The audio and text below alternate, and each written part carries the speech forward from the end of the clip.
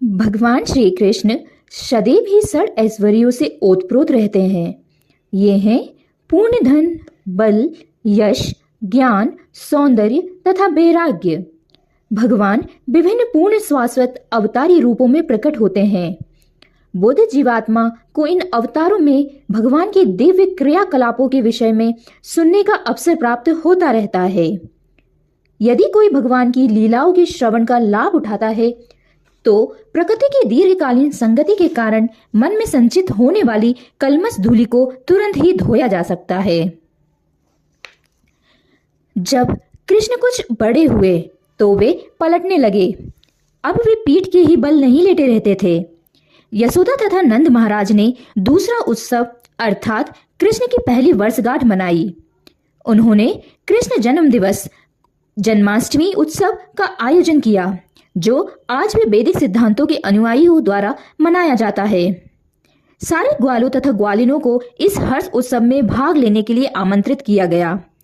सुंदर बैंड वाद्य बज रहा था, जिसे सुनकर एकत्रित लोग आनंदित हो रहे थे। सारे विद्वान ब्राह्मणों को आमंत्रण दिया गया था और उन सबों ने आकर कृष्ण के मंगल वैदिक स्तुतियों का उच्चारण किया। स्तुतियों के उच्चारण तथा वाद्यों के बजते समय यशोदा माता ने कृष्ण को स्नान कराया। यह स्नान क्रिया अभिषेक कहलाती है और आज भी इसे वृंदावन के सारे मंदिरों में जन्माष्टमी दिवस के रूप में संपन्न किया जाता है। इस अवसर पर माता यशोदा ने प्रभुत अन्न राशि का वितरण किया और विद्वान पूज्य ब्राह्मणों को दान में देने के लिए स्वर्ण आभूषणों से सज्जित उत्तम गोयें तैयार की गईं। यशोदा ने स्नान करके सुंदर वस्त्र धारण किए और वे भली भांति नहलाए तथा सज्जित बालकृष्ण को अपनी गोद में लेकर ब्राह्मणों द्वारा उच्चरित वैदिक स्तुतियां सुनने के लिए बैठ गईं।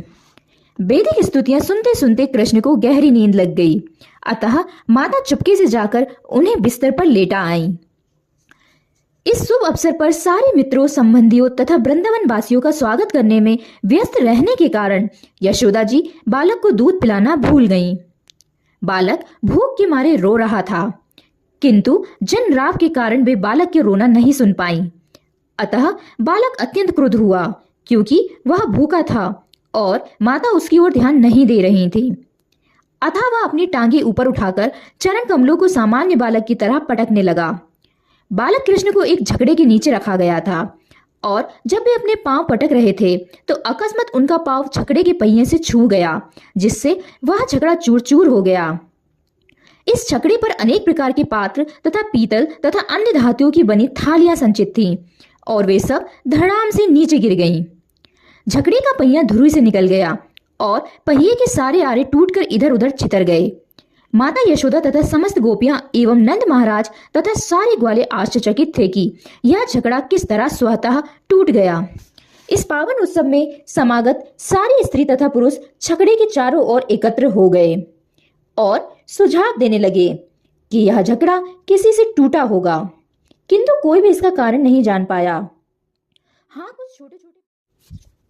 कुछ छोटे छोटे बच्चों ने, जिन्हें नन्हे कृष्ण के साथ खेलते रहने का काम सौंपा गया था, भीड़ को बताया कि पहिए में श्री कृष्ण का पांव लग जाने से ऐसा हुआ है। बालकों ने भीड़ को आश्वस्त किया कि उन्होंने अपनी आंखों से देखा है कि वह सब कैसे हुआ और वे सब इसी पर बल दे रहे थे। कुछ लोग तो ध्यान से छोटे बच्चों के बयान सुन रहे थे, किंतु दूसरों ने कहा, आप इन बच्चों के कहने पर कैसे विश्वास कर सकते हैं। ग्वाले तथा ग्वालिने यह जान न पाई कि सर्वशक्तिमान भगवान वहां बाल रूप में लेटे हुए थे और वे कुछ भी करने में समर्थ थे। संभव तथा असंभव दोनों ही उनके बस में थे। जब इस तरह विवाद चल रहा था तो बालक कृष्ण रो पड़े। माता यशोदा ने बिना प्रतिवाद के बालक को अपनी गोदी में उठा लिया और भूत प्रेत दूर करने के लिए वैदिक स्तुतियों का उच्चारण कराने के लिए विद्वान ब्राह्मणों को बुलावा भेजा। साथ ही वे बच्चे को दूध भी पिलाती रहीं। यदि बालक अपनी माता का दूध ठीक से पीता है तो यह समझा जाता है कि बच्चे को कोई खतरा नहीं है। तत्पश्चात समस्त बलिष्ठ ग्वालों ने टूटे झकड़े को ठीक किया और इधर उधर बिखरी वस्तुओं को पूर्ववत रख दिया। फिर ब्राह्मणों ने यज्ञ की अग्नि में घी, दही, कुश तथा जल की आहुतियां दी। उन्होंने बच्चों के मंगल के लिए श्री भगवान की पूजा की। एक दिन इस एक दिन इस उत्सव के तुरंत बाद जब माता यशोदा बालक को अपनी गोद में लेकर दुलार रही थी, तो बालक बहुत भारी लगने लगा और वे उसे उठाने में असमर्थ अनुभव करने लगी। अतः उन्होंने इच्छा ना होते हुए भी उसे जमीन पर बिठा दिया। थोड़ी देर बाद वे गृह कार्य में व्यस्त हो गईं।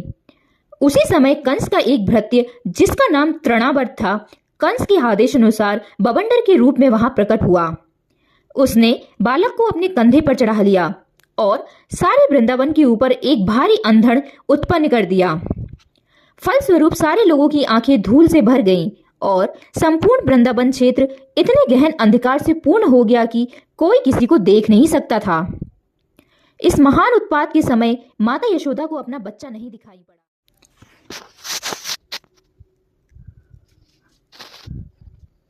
इस महान उत्पात के समय माता यशोदा को अपना बच्चा नहीं दिखाई पड़ा, क्योंकि उसे तो बवंडर उड़ा ले गया था। अतः वे करुणा करके रोने लगी। वे पृथ्वी पर उसी प्रकार गिर पड़ी जिस प्रकार बछड़ा खो जाने पर गाय बेहोश हो जाती है। जब यशोदा इस तरह विलाप कर रही थी, तो सारी ग्वालिनें तुरंत वहां आ गईं और बालक की खोज करने लगीं, किंतु वे बालक को नहीं पा सकी। अतः निराश हो उठी। तृणावर्त दानव बालक कृष्ण को कंधे पर उठाकर आकाश में बहुत ऊपर चला गया था, किंतु बालक ने अपना भार इतना बढ़ा लिया कि सहसा वह और ऊपर नहीं जा सका। अतः दानव को अपना उत्पात बंद करना पड़ा। बालक कृष्ण ने अपने को इतना भारी बना लिया कि दानव अपनी गर्दन पकड़कर नीचे बैठने लगा।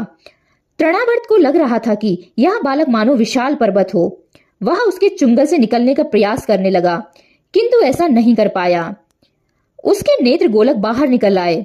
वह चीत्कार करता हुआ वृंदावन की भूमि पर गिरकर मर गया। यह असुर शिवजी के बाणों से विंधा त्रिपुरासुर के ही समान गिर पड़ा। वह पथरीली भूमि पर गिरा था, अतः उसके अंग प्रत्यंग छत बिछत हो गए। उसका शरीर समस्त वृंदावन वासियों को दिखाई देने लगा। जब गोपियों ने असुर को मरा हुआ तथा बालक कृष्ण को उसके शरीर के ऊपर प्रसन्नता पूर्वक खेलते देखा, तो उन्होंने अत्यंत प्रेम पूर्वक उसे उठा लिया। सारी गोप तथा गोपिकाएं अपने प्राण प्रिय कृष्ण को पाकर अत्यंत प्रमोदित हुईं। उस समय वे परस्पर बातें करने लगी कि यह कितने आश्चर्य की बात है। यह असुर इस बालक को खा जाने के लिए लेकर भागा था, किंतु ऐसा नहीं कर पाया। उल्टे वह गिरकर मर गया। उनमें से कुछ ने इस परिस्थिति के समर्थन में कहा, यह उचित ही हुआ, क्योंकि जो पापी होते हैं वे अपने पाप फल से मर जाते हैं। यह बालक पवित्र है, इसीलिए सभी प्रकार की विपदाओं से बच सका। हमने भी पूर्व जन्म में अवश्य ही महान यज्ञ किए होंगे, भगवान की पूजा की होगी, प्रभुत संपत्ति का दान किया होगा और जनता का उपकार किया होगा। ऐसे पुण्य कामों के फल स्वरूप ही यह बालक इस संकट से बच सका है। वहां पर समेत गोपिकाएं परस्पर कहने लगी, पुनर्जन्म में हमने कैसी तपस्या की होगी। हमने अवश्य ही भगवान की पूजा की होगी, विविध प्रकार के यज्ञ किए होंगे, दान किए होंगे और बट वृक्ष लगाने तथा कुएं खुदाने जैसे जन कल्याणकारी कार्य संपन्न किए होंगे, जिन पुण्य कर्मों के स्वरूप हमारा बालक वापस प्राप्त हो सका। अन्यथा वह मर ही चुका था।